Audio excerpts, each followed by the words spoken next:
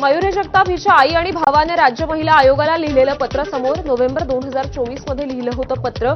हगवणे कुटुंबाकडून अत्याचार होत असून संरक्षण देण्याची केली मागणी. महिला आयोगाकडून मात्र दखल नाही. मयुरी जगतापच्या तक्रारीची राज्य महिला आयोगानं वेळीच दखल घेतली असती तर आज वैष्णवी सुद्धा जिवंत असती. अंजली दमानी यांनी राज्य महिला आयोगाला सुनावलं.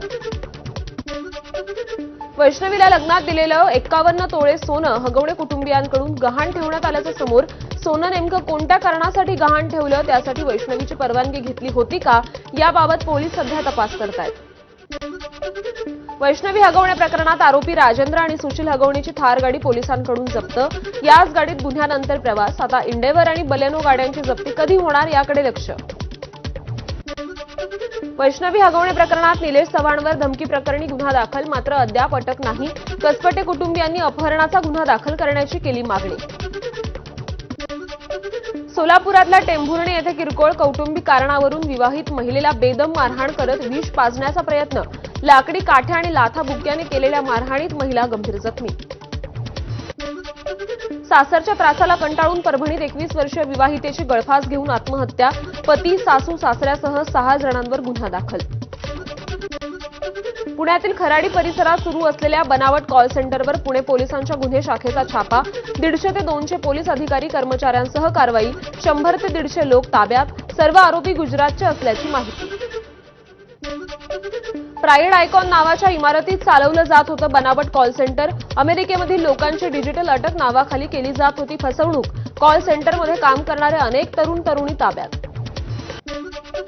बोगस शिक्षक भरती घोटाळ्यात तत्कालीन शिक्षण उपसंचालक वैशाली जामदार यांना संभाजीनगरमधून अटक. बनावट कागदपत्राचे आधारे अपात्र शिक्षकांना पदोन्नती देऊन शासनाची फसवणूक केल्याचं समोर. आदिवासी विकास विभागाचा 335 कोटींचा निधी लाडक्या बहिणींसाठी वळवला. शासन निर्णय जाहीर. या निर्णयाचा फटका विभागाच्या योजनांवर होईल. याआधी सामाजिक न्याय विभागाचा निधी देखील वळवण्यात आला होता. अकोल्यात शिंदेंच्या शिवसेनेतील अंतर्गत वाद चव्हाट्यावर. पक्षाचे माजी आमदार गोपीकिशन बजोरी यांना पक्षामध्येच विरोध. आढावा बैठकीत कार्यकर्त्यांनी बजोरिया हटाव, शिवसेना बचावचे नारे दिले. धुळे शासकीय विश्रामगृहातील रोकड प्रकरणी खोतकरांचे स्वीय सहाय्यक किशोर पाटील यांची काल पुन्हा एकदा चौकशी. आज त्यांचा जबाब घेतला जाणार. धोळे रोडक प्रकरणातील मुख्य आरोपी किशोर पाटील यांच्या मोबाईलचा सीडीआर पोलीस यंत्रणेनं सायबर शाखेकडून मागवला. किशोर पाटील यांनी नेमकं कुणाकुणाशी संभाषण केलं याचीही माहिती घेतली जाणार. धाराशिवच्या लोहाऱ्यामधील कचरा प्रकल्पाविरोधात सुरू असलेलं शिवसेनेचं उपोषण मागे. जिल्हाधिकाऱ्यांच्या लेखी आश्वासनानंतर सोडलं उपोषण. रत्नागिरीतील खेडमधल्या चिंचगरमध्ये मंदिराचा कलशारोहण कार्यक्रम. शिवसेना नेते रामदास कदम, मंत्री शंभूराज देसाई, उदय सामंतांसह अनेक राजकीय नेते एकाच मंचावर. सलमानच्या घरात घुसखोरी करणाऱ्या महिलेकडून अंधेरी आरटीओमध्ये 2 महिला अधिकाऱ्यांना शिवीगाळ करत मारहाण. गाडीच्या विक्रीवरून झालेल्या वादातून मारहाण. 28 एप्रिल रोजीची ही घटना. नंदुरबारच्या शहाद्यामध्ये लहान मुलावर भटक्या कुत्र्यांचा हल्ला. रस्त्यानं जाणाऱ्या दुचाकीस्वारामुळे मुलगा थोडक्यात बचावला. हल्ल्याची घटना सीसीटीव्ही कॅमेऱ्यात चित्रित. सोलापूरच्या कुसूरमध्ये 9 वर्षीय शाळकरी मुलीचा मृतदेह पुरलेल्या अवस्थेत आढळल्यानं खळबळ. मृत्यूचं कारण अद्याप अस्पष्ट. पोलिसांकडून पुढील तपास सुरू. जालन्याच्या अंबड तालुक्यातील सुखापुरी फाट्यावर भीषण अपघात. ट्रॅव्हल्स आणि टेम्पोच्या समोरासमोर धडक. घटनेत 3घांचा मृत्यू तर 8 जण गंभीर जखमी. अकोल्याचे नवे पोलीस अधीक्षक अर्चित चांडक यांनी पदभार स्वीकारला. त्यांनी बच्चन सिंग यांच्याकडून सूत्र हातात घेतली.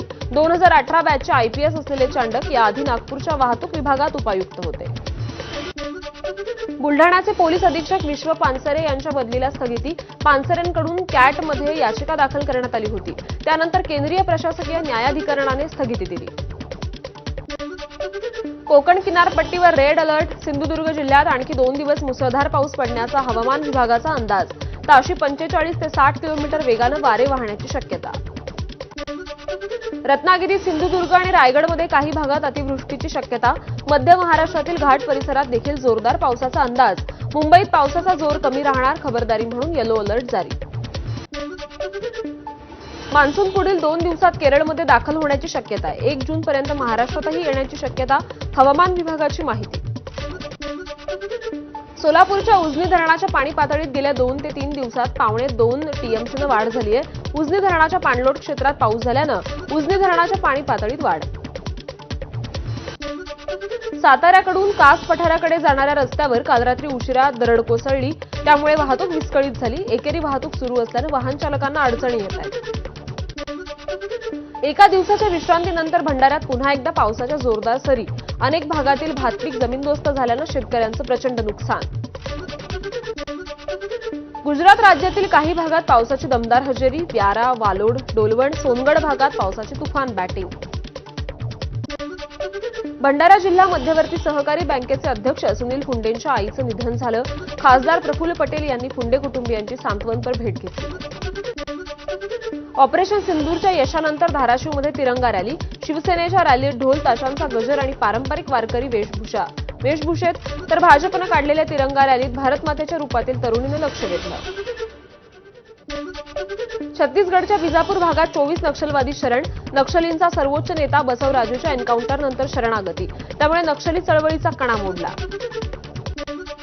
युद्धानंतर तुर्कीला धडा शिकवायचं ठरलं. शिवसेनेचे आमदार मुर्जी पटेलांची माहिती. तर इंडिगोनं काही विमान हे तुर्किश कंपनीच्या माध्यमातून घेतलेत, यामध्ये कामगार देखील त्यांचेच आहेत, पटेलांचं वक्तव्य. खासदार सुप्रिया सुळे यांच्या नेतृत्वाखालील प्रतिनिधी मंडळ इजिप्त, कतार, इथिओपिया, दक्षिण आफ्रिकेच्या दौऱ्यावर रवाना. राजीव प्रताप रुडी, मनीष तिवारी, अनुराग ठाकूर, आनंद शर्मा यांचा यात समावेश. श्रीकांत शिंदेंच्या नेतृत्वात खासदारांचं शिष्टमंडळ दुबईत. गुरु नानक दरबार आणि बीएपीएस हिंदू मंदिरात दर्शन घेत केली प्रार्थना. परराष्ट्र मंत्री एस जयशंकर बर्लिन दौऱ्यावर. पहलगाम हल्ल्यानंतर भारताची बाजू मांडणार. भारत कोणत्याही न्यूक्लिअर ब्लॅकमेलिंगला भीक घालत नाही. जर्मनीत परराष्ट्र मंत्री एस जयशंकर यांचं वक्तव्य. प्रत्युत्तर म्हणून ऑपरेशन सिंदूर राबवलं. जर्मनीत जयशंकर यांनी मांडली भारताची न्याय्य भूमिका. परराष्ट्र सचिवांनी 4 परदेशगामी शिष्टमंडळांना माहिती दिली. रविशंकर प्रसाद, सुप्रिया सुळे, शशी थरूर, बैजयंत पांडे यांच्याकडे नेतृत्व. पहलगाम हल्ला, ऑपरेशन सिंदूरबद्दल माहिती दिली. आणि बातम्यांचा वेगवान आढावा पूर्ण झाल्यानंतर बुलेटिनमध्ये एक छोटासा ब्रेक. पाहत रहा एबीपी माझा. थोडक्यात म्हणजे